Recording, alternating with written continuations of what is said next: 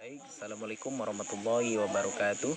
Perkenalkan, nama saya Ridwan, NIM 1930201058. Baiklah, kami dari kelompok 6 Sosiologi Hukum Akhwal Aksaksiyah semester 4 kelas C akan mempresentasikan hasil diskusi kami, hasil dari makalah kami. Baiklah, makalah kami ada 3 pembahasan. Yang pertama yaitu tentang hukum adat, yang kedua yaitu tentang hukum agama, yang ketiga yaitu hukum positif di Indonesia. Kami terdiri dari 4 orang anggota. Pertama, saya sendiri Ridwan sebagai moderator. Materi pertama yang akan dijelaskan oleh Fadila Zikra, NIM 1930201081. Pada saudari Fadila Zikra kami persilahkan.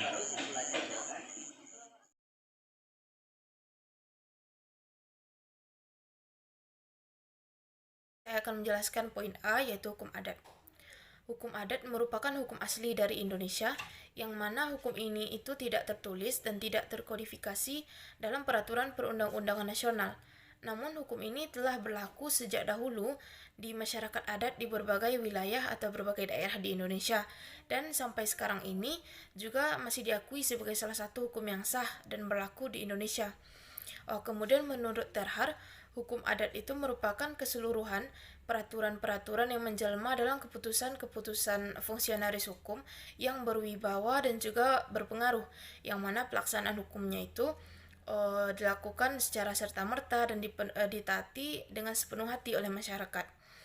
Nah, yang dimaksud fungsionaris hukum di sini tidak hanya hakim, tetapi juga bisa kepala desa, kepala suku, kepala adat, badan-badan desa yang bisa dilakukan melalui rapat-rapat desa dan lain sebagainya. Kemudian dari berbagai pengertian hukum adat yang ada itu dapat kita simpulkan bahwa hukum adat itu sebagian besar berbentuk hukum yang tidak tertulis. Nah, di sini kita Indonesia yaitu sebagai negara hukum, yang mana negara hukum itu sendiri memiliki salah satu azas yang namanya yaitu azas legalitas, yaitu suatu hukum tidak berlaku kecuali melalui hukum yang tertulis. Nah, di sini segala perilaku masyarakat, warga negara, dan juga badan-badan aparatur negara itu semuanya berlandaskan kepada hukum yang tertulis. Contohnya itu Undang-Undang Dasar, Undang-Undang, Peraturan Pemerintah, Peraturan Presiden, dan lain sebagainya. Namun di sisi lain, jika seorang hakim memiliki permasalahan yang mana hukumnya tidak ditemui dalam hukum yang tertulis, nah di sini bisa digunakan hukum yang berlaku dalam masyarakat atau hukum yang hidup dalam masyarakat.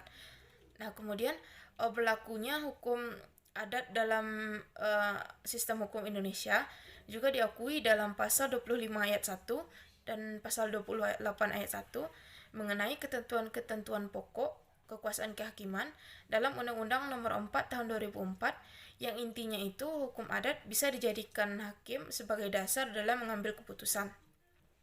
Kemudian yang perlu kita ketahui lagi, hukum adat itu berkembang dari masa ke masa, dari waktu ke waktu, yang mengalami perubahan, baik itu pengaruh dari dalam ataupun pengaruh dari luar. Salah satu pengaruhnya yaitu pengaruh teknologi, yang mana teknologi di sini dapat mempermudah masyarakat dalam melakukan kerjanya, sehingga masyarakat itu beralih dari cara-cara lama kepada cara-cara yang baru. Nah, di sini cara-cara lama ini semakin ditinggalkan semakin memudar dan semakin jauh. Dan kemudian teknologi ini juga mempengaruhi pola pikir dan juga perilaku masyarakat, sehingga hukum adat di sini semakin tertinggal. Mungkin hanya itu yang dapat saya jelaskan. Saya kembalikan kepada saudari Fadila Zikra. Mudah-mudahan kawan-kawan, teman-teman paham dari materi yang disampaikan oleh Fadila Zikra tersebut. Selanjutnya kita masuk kepada materi yang kedua, yaitu tentang hukum agama yang akan disampaikan oleh saudari Siska Putri, NIM 1930201066. Pada saudari Siska Putri dipersilahkan. Assalamualaikum warahmatullahi wabarakatuh. Baiklah, saya Siska Putri, NIM 1930201066 akan melanjutkan materi dari teman saya tadi. yaitu tentang hukum agama. Pengertian agama menurut KBBI, agama adalah sistem yang mengatur tata keimanan atau kepercayaan dan peribadatan kepada Tuhan Yang Maha Esa, serta kaidah yang berhubungan dengan kepergaulan manusia dengan manusia lainnya.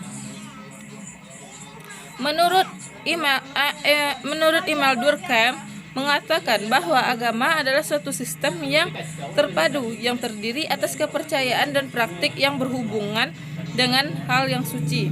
Menurut Anthony F.C.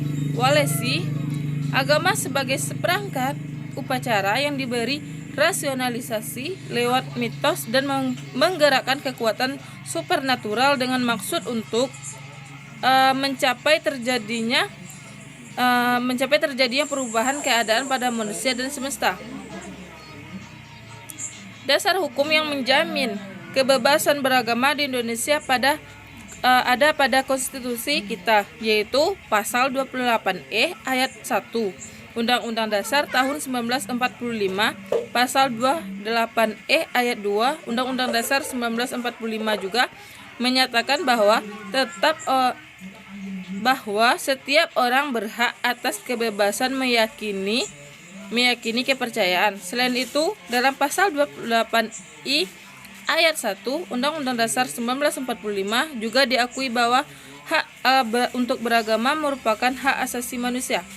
Selanjutnya, pasal 29 ayat 2 Undang-Undang Dasar 1945 juga menyatakan bahwa negara menjamin kemerdekaan tiap-tiap penduduknya untuk memeluk agama. Sistem hukum agama adalah sistem hukum yang berdasarkan ketentuan agama tertentu.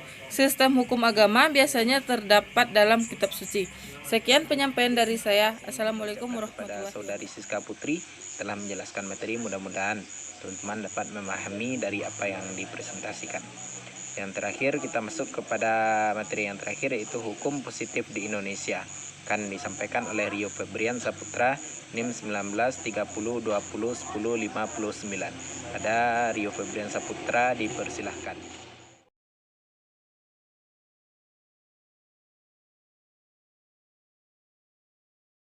Baiklah, saya akan melanjutkan poin ketiga, hukum positif di Indonesia.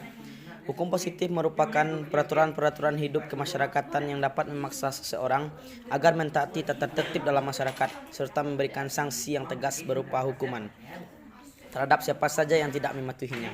Hukum positif disebut juga dengan ius constitutum, yang berarti kumpulan azas dan kaidah hukum tertulis pada saat ini yang sedang berlaku dan mengikat secara umum atau khusus dan ditegakkan oleh atau melalui pemerintah atau pengadilan dalam negara Indonesia. Selanjutnya secara terperinci dijelaskan oleh situs resmi Mahkamah Agung Republik Indonesia. Hukum positif adalah kumpulan azas dan kaidah hukum tertulis yang ada pada saat ini sedang berlaku dan mengikat secara umum atau khusus dan ditegakkan oleh atau melalui pemerintah atau pengadilan dalam negara Indonesia. Hukum positif dapat diklasifikasi ke dalam berbagai macam pengelompokan. Di antaranya dilihat dari sumbernya, bentuknya, isi materinya, dan lain sebagainya. Maka hukum positif Indonesia artinya hukum yang saat ini berlaku di Indonesia. Sumber hukum positif. Sumber hukum dapat diartikan sebagai bahan yang digunakan sebagai dasar oleh pengadilan dalam memutus perkara. Menurut Sudikno, kata sumber hukum sering digunakan dalam beberapa arti, yaitu 1. Sebagai azas hukum. 2. Menunjukkan hukum terdahulu yang memberi bahan kepada hukum-hukum sekarang yang berlaku. 3. Sebagai sumber berlakunya. 4. Sebagai sumber dari mana kita dapat mengenal hukum. 5. Sebagai sumber hukum. Sumber hukum sendiri diklasifikasikan ke dalam dua bentuk, yaitu sumber hukum formil dan sumber hukum material. Adapun sumber hukum formil adalah tempat di mana kita dapat menemukan hukum, prosedur, dan cara pembentukan undang-undang. Yang termasuk hukum formil adalah 1. Undang-undang, 2. Adat atau kebiasaan, 3. Jurisprudensi, 4. Traktat, 5. Doktrin hukum. Setelah melihat definisi hukum, dapat disimpulkan bahwa hukum positif meliputi beberapa unsur, yaitu 1. Peraturan mengenai tingkah laku manusia dalam pergaulan masyarakat.